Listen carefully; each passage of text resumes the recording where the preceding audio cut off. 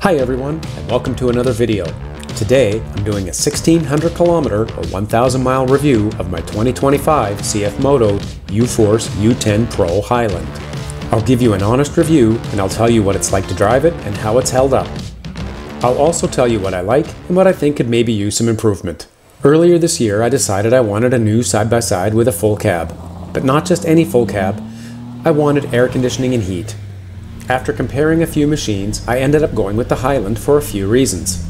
The number one reason for me was the price difference between it and the competition. It's several $1,000s less, it has great fit and finish, includes more features than the competition, and it has a significantly better warranty. Before taking it home, I had the dealer install 30 by 10 by 14 8-ply Maxxis Carnivore tires all around. And shortly after I bought it, I added the CFMOTO heavy-duty front bumper, and I added two 4-inch lights on top of the bumper, two 3-inch high-mounted lights at the back that act as extra backup light or flashing ambers in heavy dust. I also added the rear Kolpin UTV storage rack and rear-mounted whip lights so far. Recently, I did my annual Crossing Newfoundland by ATV trip where I put over 1,000 kilometers on the machine in 8 days of riding, and some of it was quite challenging. I've had a lot of people reach out and ask me what I think of this machine.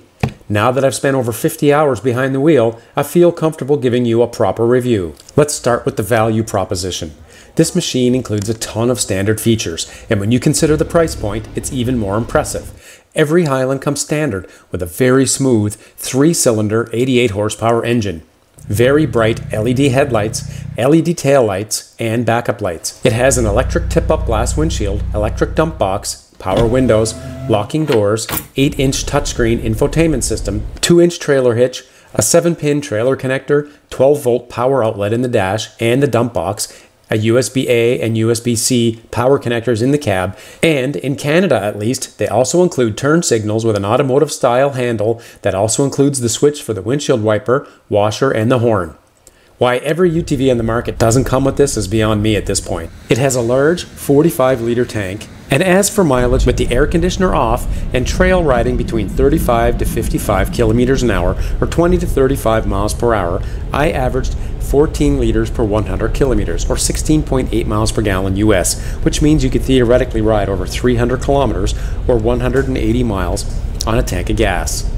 With the AC on all day, I averaged about 18 liters per 100 kilometers or 13 miles per gallon US. So that means you could travel about 250 kilometers or 155 miles per tank in similar conditions. And that was with me in it and about 100 pounds of gear in the box.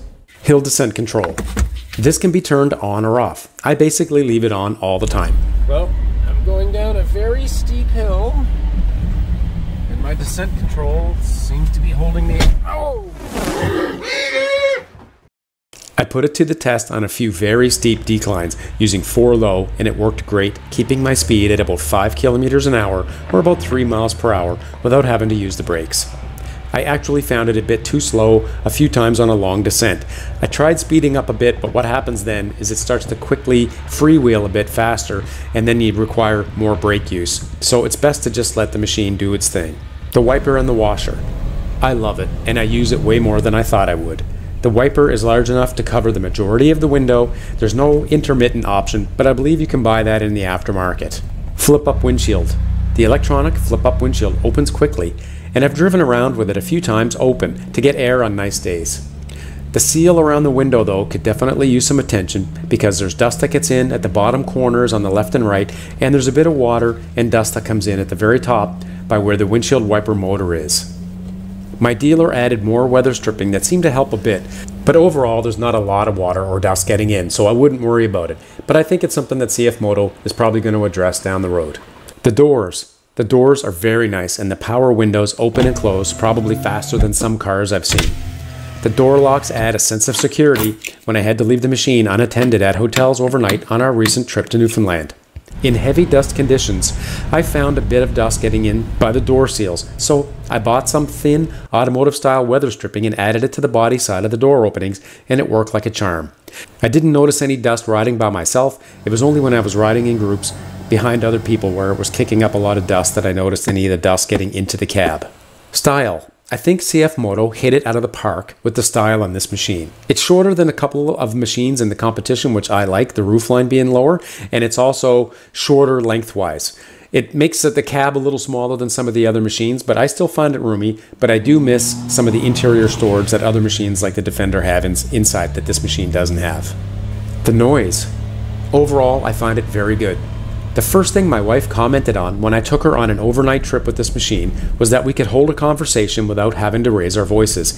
When I first bought the machine, I noticed the cab seemed to vibrate a bit at idle, even though it was much quieter than my last machine. I wished it was a bit quieter yet. So I tried installing some automotive style stick-on insulation under the seats. The difference was actually noticeable for both vibration and the noise. The heat and air conditioning. They work very well. There are vents for the windshield, for your face, and for your feet area.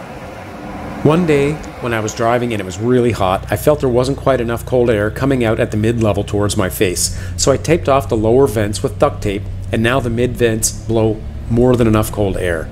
There's 3 speed settings for the fan. I have to say, I do wish there were 4 settings because I find that even the lowest setting sometimes on number 1, whether you're using AC or heat, is a little bit too much air coming out. The heat and AC is the main reason I bought this machine, and really it does not disappoint. I like riding in the winter as well as the summer, so a sealed cab with heat is going to be a game changer for me and for my wife. The ride. When I first got it, I found it rode rough over rocky terrain, but I noticed the dealer had more than 24 psi set in the tires. I lowered them to 15 pounds per square inch and now it rides great. It still feels very stable and it's a lot more comfortable over the rocks. I have a bit of a love-hate relationship with the shocks. They're basic shocks with preload adjustment. They're at their softest setting when you buy them, of course, and when I first bought it, I found that it leaned too much. I planned on putting them on the stiffest setting, but honestly, I'm used to it now that way and I don't mind. I like how cushy the suspension is over certain types of whoops and terrain, and I've learned to live with the leaning in the corners. The engine. There's only one way to put it. I love the engine. It's incredibly smooth and the triple cylinder has a very unique sound and it has plenty of power. It's not a sport machine and it certainly doesn't pretend to be, but it will keep up with or surpass its competitors on a speed and power basis.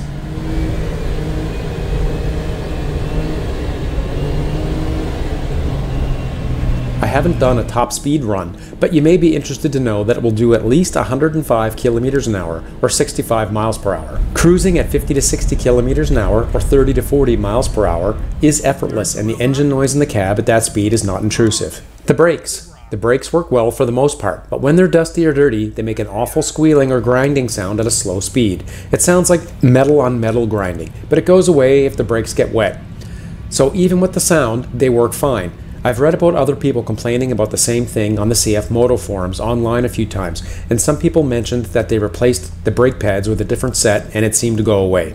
I took mine to the dealer just to make sure there was nothing wrong, and they said they were fine. Apparently dirt got in between the pads and the rotors. It's not really a big issue. It can be annoying at times. The touchscreen. I set mine up to run in a split screen mode. That way I can view my maps while I'm driving, and the speedometer and the drivetrain info is still large and easy to see. It has Apple CarPlay, but it doesn't have Android Auto, unfortunately. You can connect your phone through both Bluetooth and Wi-Fi and stream audio to your stereo system. It has a radio antenna, and it has Bluetooth, like I just mentioned. I stream music to it often when I'm driving. The speaker quality is kind of okay, nothing special, but I'm really happy to still have them. The 4x4 system. Overall, the system works really well. There's two-wheel drive, four-wheel drive, and it has both front and rear locking differentials. There's no shift on the fly, so those of you used to the Polaris all-wheel drive or Can-Am Visco-Lock or Smart Lock may find that a bit of a letdown. For me, I really didn't mind it at all. For trail riding, I typically drive in rear-wheel drive with the rear diff unlocked. It's a surprisingly nimble UTV, and with the rear diff lock unlocked, it makes very tight turns. In this particular mud hole, it was in 4 high with the rear diff accidentally left unlocked.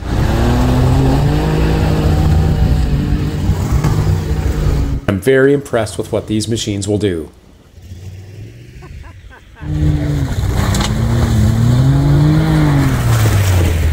The seats look great and they have a very nice design.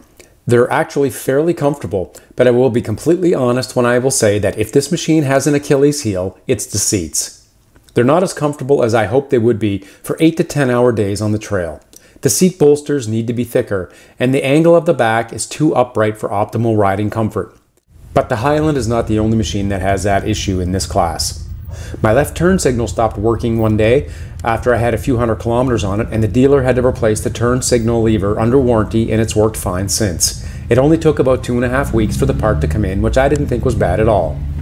On my recent trip to Newfoundland, I rode the Highland on one particular trail that I feel confident in saying the majority of owners will never ride their machine on. It was extremely steep with very large loose rocks. Unfortunately, I couldn't record much of it as I needed both of my hands for driving.